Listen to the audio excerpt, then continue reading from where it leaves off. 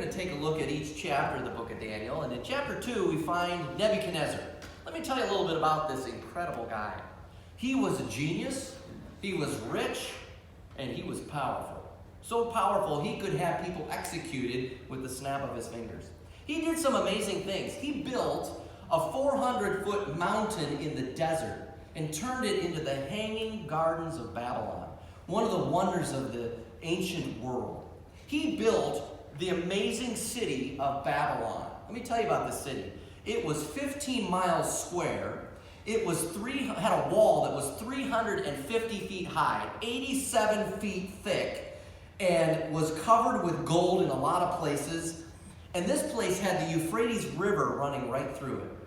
And they had a food supply that would last for 20 years in this city.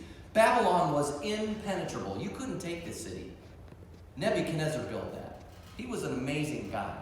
And one night he was dreaming, and he had a dream, and nobody could tell him what the dream meant. And so he called in all the wise men that he had. He said, okay, guys, here's the scoop. I can't remember the dream, so you tell me the dream and what it means. The wise men said, okay, you tell us the dream, and we'll tell you what it means. No, that's not what I said. I said, you tell me the dream, and you tell me what it means. Well, they said, well, we can't do that. That's not the way it works. And Nebuchadnezzar said, all right, then we'll kill you all. Wait a minute, king, nobody can do that. Well, then you're all going to die. And when word got to Daniel, who was one of the wise men, he said, ask the king for some time.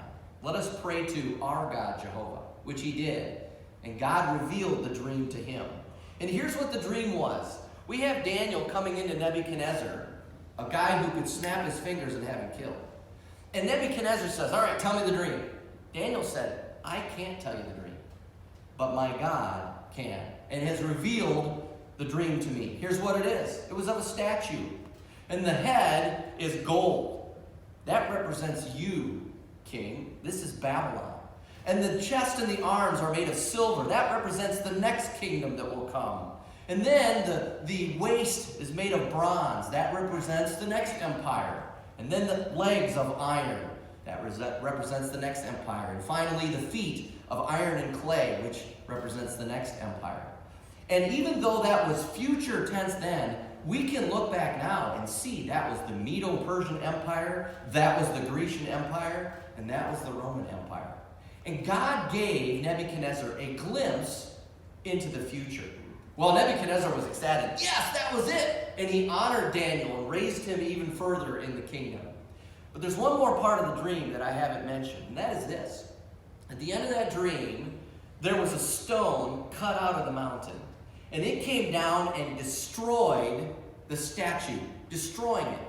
And that stone is a picture of Jesus Christ and his second coming. And may I remind you, the second coming of Christ begins with the sound of a trumpet.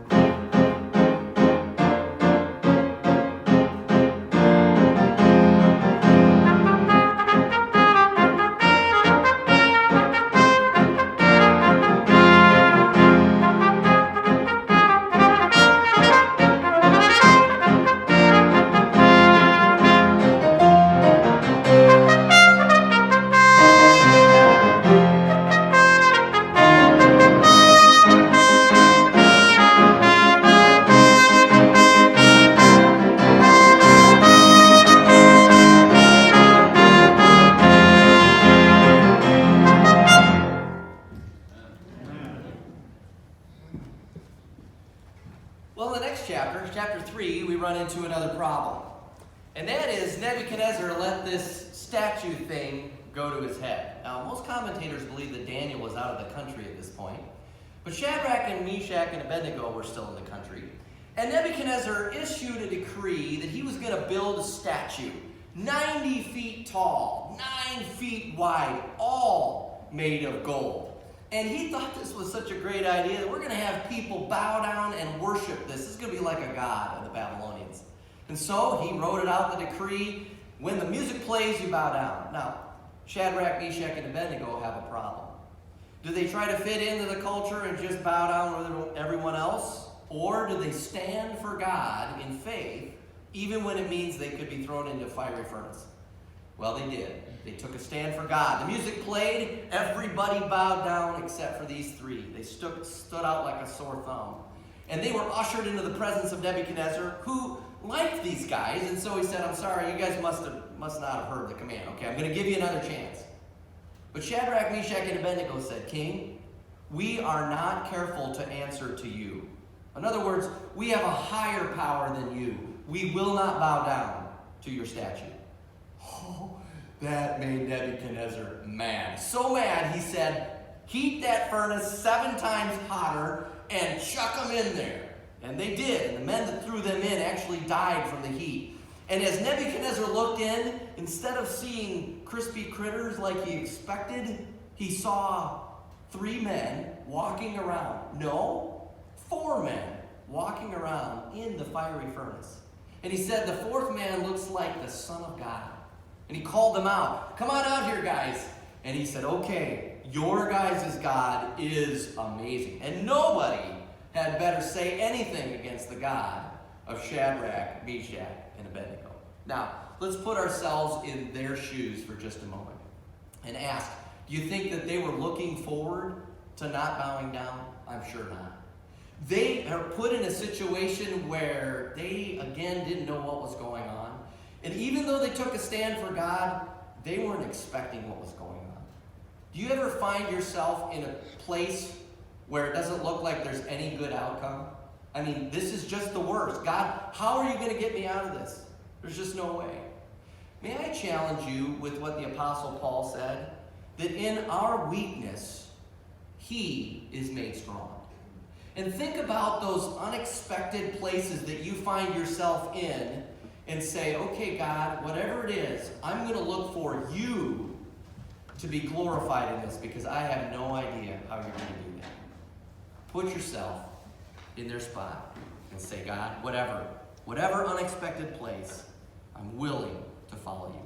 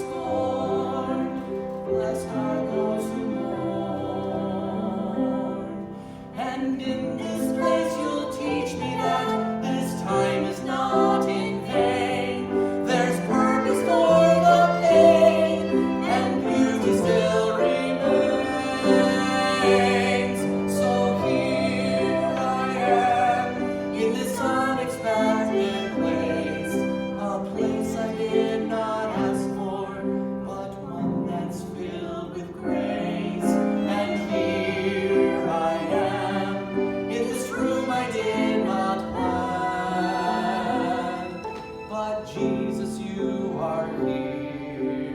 Jesus, you are grace. Jesus, you are with me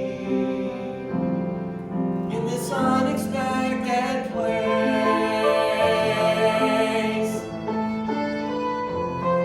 So may we find the fullness that comes from empty spaces. Jesus waits for us in these unexpected places.